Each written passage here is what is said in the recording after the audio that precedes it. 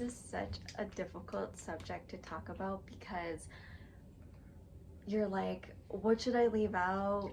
What should I include? But I'm the unfiltered mom, so I don't give a fuck. But then at the same time, I also respect people and I don't want to be so fucking extra because, yeah, it was like a weight was lifted off of my fucking chest that I didn't know was weighing me down so much.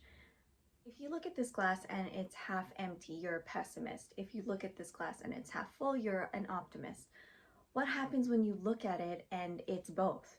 It's not something I would ever do ever again.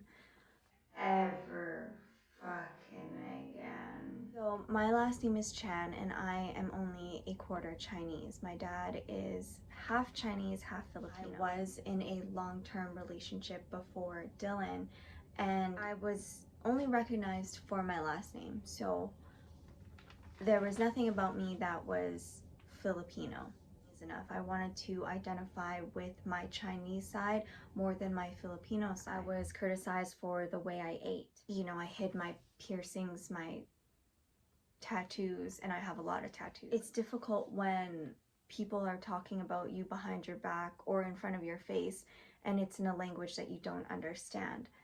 That was something I struggled with big time, and you know, it chips away at who you are bit by bit. You spend so much time trying to prove yourself that at the end, when you're not getting the result that you want, you walk away from that life. Everything does happen for a reason. I don't ever look back at things and think, holy fuck, I wish that didn't happen. Everything I have now is something I never had before. I cared too much about what people thought about me. I cared too much about, you know, what people might say behind my back or whatever, but now I really don't give a fuck. Don't let people judge you for whatever decision you decide to make. You know, thinking back to when I was a kid, my fondest memories was when we would go clean the banks, the libraries, the hotels. My parents worked 8 to 5 and then typically we would go clean from 6 o'clock until 2 in the morning.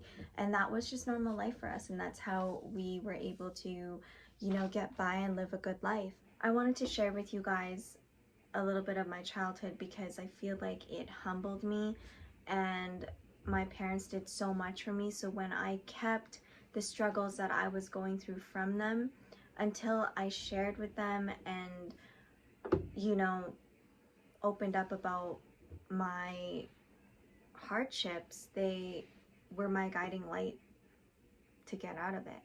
You don't know what someone's struggles are unless you're that person, or unless you're their best friend or their sibling or their someone you're close to. This is where I came from and it brought me to where I'm at now, which is a huge thing, because if it wasn't for going through what I went through, I wouldn't have met Dylan and I wouldn't have had my beautiful baby girl Malia.